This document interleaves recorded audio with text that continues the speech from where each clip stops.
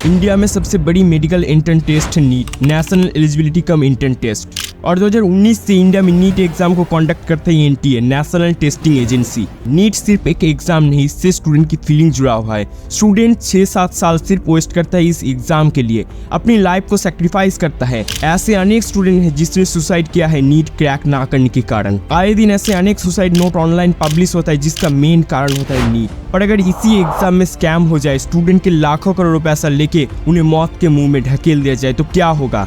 ऐसा ही हुआ है नीट यूजी 2024 में। सीटों का पैसा मांग रही है, रैंक का पैसा मांग रही है। तत्काल जो एनटीए का डायरेक्टर है, चेयरमैन है, उसको जेल में डालो, बर्खास्त करो और दोबारा नीट का एग्जाम करो। स्टूडेंट को 150-200 मार्क्स ऐसे ही दिया गया है। एग्जाम के पहले ही पेपर लीक हुआ है। और सबसे बड़ी प्रॉब्लम, जिस स्टूडेंट के बाप के पास लाखों करोड़ों पैसा है, उन्हें ही एग्जाम में अच्छे मार्क्स मिला है।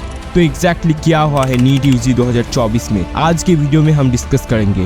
तो शुरू से शुरू करते हैं। 14 जून 2024 इसी दिन ठीक हुआ था नीट की रिजल्ट पब्लिश होगा, पर टारगेट डेट से 10 दिन पहले मतलब 4 जून 2024 को हड़बड़ी में नीट की रिजल्ट पब्लिश होता है। आपके जानकारी के लिए बता दूं, इसी दिन इंडिया में इलेक्शन का भी रिजल्ट था। तो क्या एक कोल्ड माइंड प्लान है नेताओं के शोरगुल में मासूम स्टूडेंट की आवाज को दबाने का? इसका आंसर आपको कुछ देर बाद मिलेगा। रिजल्ट पब्लिश होते ही इंडिया में शोरगुल पड़ गया, क्योंकि नीट के इतिहास में पहली बार 67 स्टूडेंट ने AIR 1 रैंक किया था। तो ये तो अच्छी बात है, 67 स्टूडेंट ने 720 में से 720 पाया है। हाँ, ये अच्छी बात हो सकता था अगर इसका खुलासा ना होता। अगर हम 2019 से 2023 तक रिजल्ट देखते हैं तो हर साल अराउंड 3 से 4 स्टूडेंट रैंक 1 में रहता है, पर 2024 में 67 ये कैसे हो गया? तो क्या स्टूडेंट अच्छे से पढ़ने लगा? एक्चुअली नॉट, मामला कुछ और है। अगर आप रैंक बोर्ड को ध्यान से देखोगे तो पूरा मामला समझ में आएगा, क्योंकि सिर्फ 67 स्टूडेंट का रैंक 1 नहीं है, इसके अलावा 6 स्टूडेंट का रोल नंबर सेम डिजिट से स्टार्ट होता है और वो 6 स्टूडेंट एक ही सेंटर से है, हरियाणा। तो स्कैम तो कहीं ना कहीं हुआ है। एक्चुअली ये मामला शुरू हुआ था 4 मई 2024 से, नीट एग्जाम के ठीक एक दिन पहले। पटना पुलिस ने 13 स्टूडेंट को अरेस्ट किया था नीट के पेपर को लीक करने के लिए। ऐसे ही केस हुआ था 2017 में, पुलिस ने 2 लोगों को अरेस्ट किया था नीट के पेपर को लीक करने के लिए। पर 2024 के नीट एग्जाम में सिर्फ पेपर लीक नहीं हुआ, बल्कि खुलेआम टेलीग्राम ग्रुप पे पेपर सील किया जा रहा था। एक पेपर की कीमत 30 से 60 हजार रुपया। इससे बड़ी बात यह है कि एग्जाम के ठीक 1 मास पहले एक बंदे ने एक वीडियो अपलोड किया था, जिसमें उन्होंने बताया था कि एग्जाम के ठीक एक दिन पहले पेपर जरूर लीक होगा। आप भी देखो वो वीडियो। कि नीट का एग्जाम कंडक्ट करने वाली संस्थान ध्यान दें कि इस बार विशाल चौरसिया जेल में भी रह के नीट कर लेगा। अगर ये वीडियो हमारे हाथ लग सकता है तो एनटीए के हाथ तो लगा ही होगा, पर उन्होंने कोई एक्शन नहीं लिया और जो होना था वही हुआ। पर सिर्फ पेपर ही नहीं लीक किया गया, इसके अलावा सेंटर को हाईजैक कर लिया गया था। खबरों में आई है कि बहुत सारे सेंटर को पेरेंट ने खरीद लिया था ताकि उनके बच्चों को सेंटर की तरफ से हेल्प मिल सके। पर इसका खुलासा कैसे हुआ?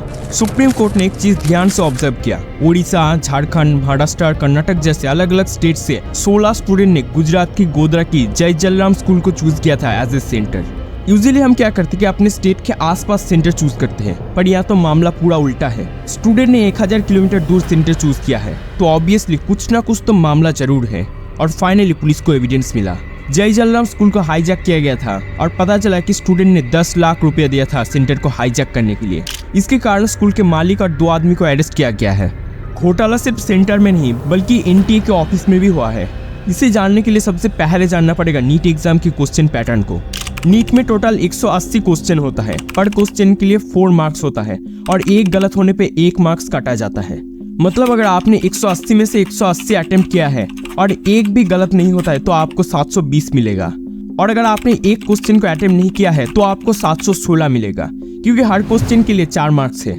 और अगर आपकी एक क्वेश्चन गलत होता है तो मिलेगा 715, 4 मार्क्स अटेम्प्ट ना करने के लिए और एक गलत आंसर के लिए। तो नीट एग्जाम में 718 या 719 पाना नेक्स्ट टू इम्पॉसिबल है।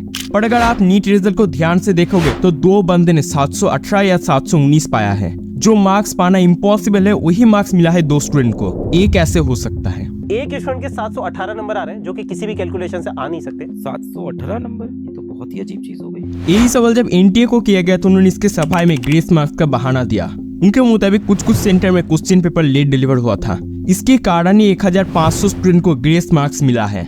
पर कैसे उन्होंने कैलकुलेशन किया इसका खुलासा एनटीए ने नहीं किया। सिर्फ बताया 2018 में कोर्ट ने जो फॉर्मूला दिया था उससे मार्क्स दिया गया है।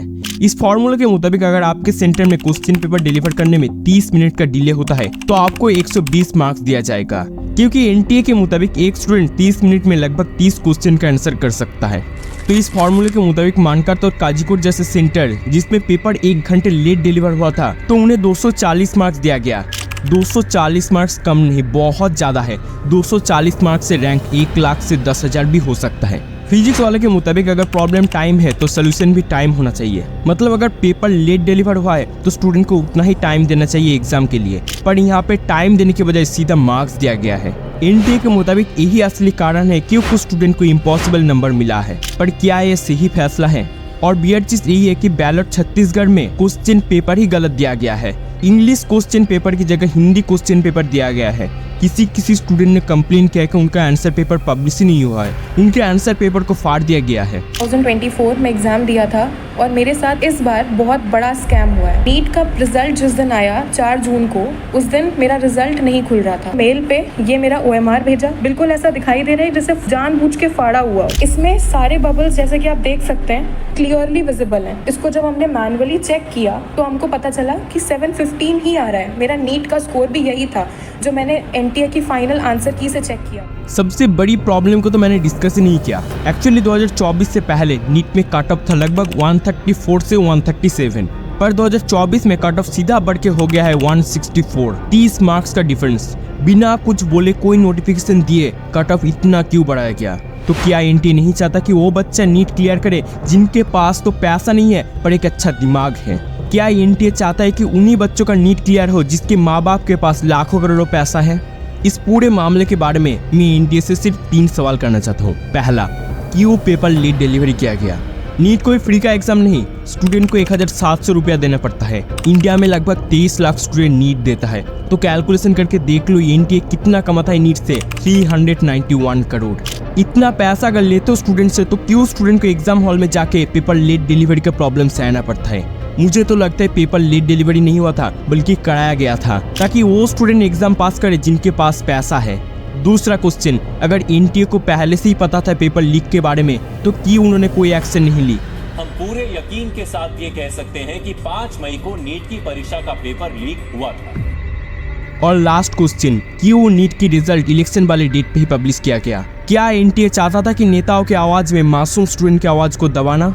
नीट कोई मामूली एग्जाम नहीं और इस नीट के लिए लाखों स्टूडेंट इतने साल सेक्रीफाइस करता है और मैं नहीं चाहता हूँ कि ऐसे स्टूडेंट का फ्यूचर खराब हो जाए, इसलिए मैंने इस वीडियो को बनाया है। कौन जाने एक वीडियो किसी नन्हे जान को बचा ले, इसलिए इस न्यूज को ज्यादा से ज्यादा शेयर करो ताकि एनटीए एक सख्त कदम उठाए और भारत सरकार उन लोगों को सजा दे जो स्टूडेंट के फ्यूचर के साथ खेलता है। इस वीडियो को व्हाट्सएप और फेसबुक पे फैला दो, अब वक्त आ गया है।